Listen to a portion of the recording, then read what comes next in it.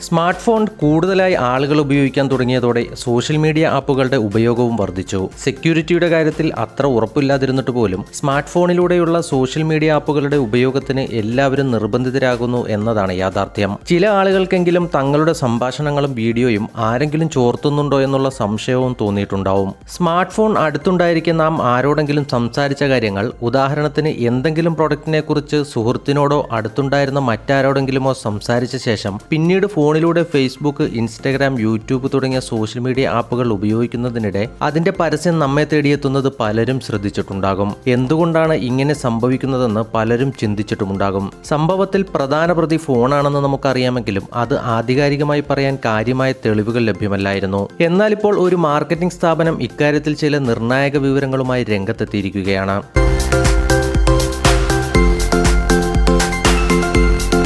ഉപയോക്താക്കൾ പറയുന്നത് അവരറിയാതെ കേൾക്കാൻ സാധിക്കുന്ന സോഫ്റ്റ്വെയറുമായാണ് സ്മാർട്ട് ഫോണുകൾ നിലവിൽ വരുന്നതെന്ന് ഒരു മാർക്കറ്റിംഗ് സ്ഥാപനം രഹസ്യമായി സമ്മതിച്ചതായി പുതിയ റിപ്പോർട്ടിൽ പറയുന്നു. 404 മീഡിയ എന്ന പേരുള്ള പ്രമുഖ മീഡിയ കമ്പനിയാണ് ഇക്കാര്യം ചൂണ്ടിക്കാട്ടി റിപ്പോർട്ട് ചെയ്തിരിക്കുന്നത്. നമ്മൾ ഫോണിൽ സെർച്ച് ചെയ്യുന്നതിലൂടെ മാത്രമല്ല, ഫോണിന് സമീപത്തു നിന്ന് സംസാരിക്കുന്നതിൽ നിന്നും പരസ്യങ്ങൾ ലഭിക്കുമെന്നും റിപ്പോർട്ട് ചെയ്യുന്നു. നമ്മുടെ ഓരോരുത്തരുടെയും അനുഭവം നോക്കിയാൽ പോലും ഫോണിലൂടെ ഗൂഗിളിൽ സെർച്ച് ചെയ്യുന്ന ഒരു വിഷയവുമായി ബന്ധപ്പെട്ടുള്ള പരസ്യമായിരിക്കും പിന്നീട് യൂട്യൂബിൽ വീഡിയോ കാണുന്നതിനിടയിലോ ഫേസ്ബുക്ക് സ്ക്രോൾ ചെയ്യുന്നതിനിടയിലോ സ്പോൺസേഡ് പരസ്യമായിട്ടോ ഒക്കെ നമുക്ക് കാണാൻ സാധിക്കുക. ഗൂഗിളും ഫേസ്ബുക്കും അടക്കമുള്ള വമ്പൻ കമ്പനികളുമായി ബിസിനസ് നടത്തുന്ന ഒരു സ്ഥാപനമാണ് വിവരങ്ങൾ ശേഖരിക്കാൻ തങ്ങൾ ഫോണിന്റെ മൈക്രോഫോൺ ഉപയോഗിക്കുന്നുണ്ടെന്ന് സ്ഥിരീകരിച്ചിരിക്കുന്നത്. ടെലിവിഷൻ, റേഡിയോ വാർത്തകളിലെ പ്രമുഖരായ Cox media Group active listening software തങ്ങൾ ഉപയോഗിക്കുന്നതായി ഇപ്പോൾ സമ്മതിച്ചിരിക്കുകയാണ്.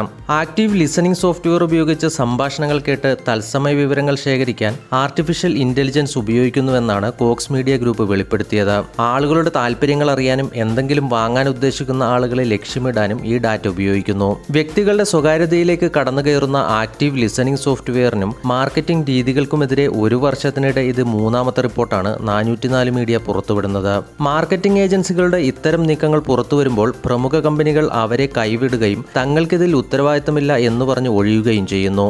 റിപ്പോർട്ട് പുറത്തു വന്നതിന് പിന്നാലെ ഗൂഗിൾ തങ്ങളുടെ പാർട്ട്ണർ പ്രോഗ്രാം വെബ്സൈറ്റിൽ നിന്ന് CMGയെ നീക്കിയിട്ടുണ്ട്.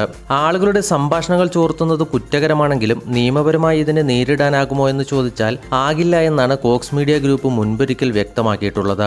കാരണം ഒരു പുതിയ ആപ്പ് ഡൗൺലോഡ് ചെയ്യുകയോ അപ്ഡേറ്റ് ചെയ്യുകയോ ചെയ്യുമ്പോൾ തിടുക്കപ്പെട്ട് നാം പ്രസ് ചെയ്യുന്ന അനുമതികളിൽ ആക്റ്റീവ് ലിസണിംഗ് അനുമതിയും ഉണ്ടെന്നാണ് അവർ വ്യക്തമാക്കിയത്. ഇത്തരത്തിൽ ആക്റ്റീവ് ലിസണിംഗ് അനുമതിയുടെ ബലത്തിലാണ് വിവിധ മാർക്കറ്റിംഗ് കമ്പനികൾ സ്മാർട്ട് ഫോൺ ഉപയോക്താക്കളുടെ വിവരങ്ങൾ മനസ്സിലാക്കുകയും അതിനനുസരിച്ചുള്ള പരസ്യങ്ങൾ എത്തിക്കുകയും ചെയ്യുന്നത്. അതിനാൽ സ്വകാര്യത ആഗ്രഹിക്കുന്നവർ ആപ്പുകൾ ഇൻസ്റ്റാൾ ചെയ്യുമ്പോൾ ആ ആപ്പ് പ്രവർത്തിക്കുന്നതിന് ആവശ്യമായ അനുമതികൾ മാത്രം നൽകാൻ ശ്രദ്ധിക്കുക എന്നതാണ് പോംവഴി.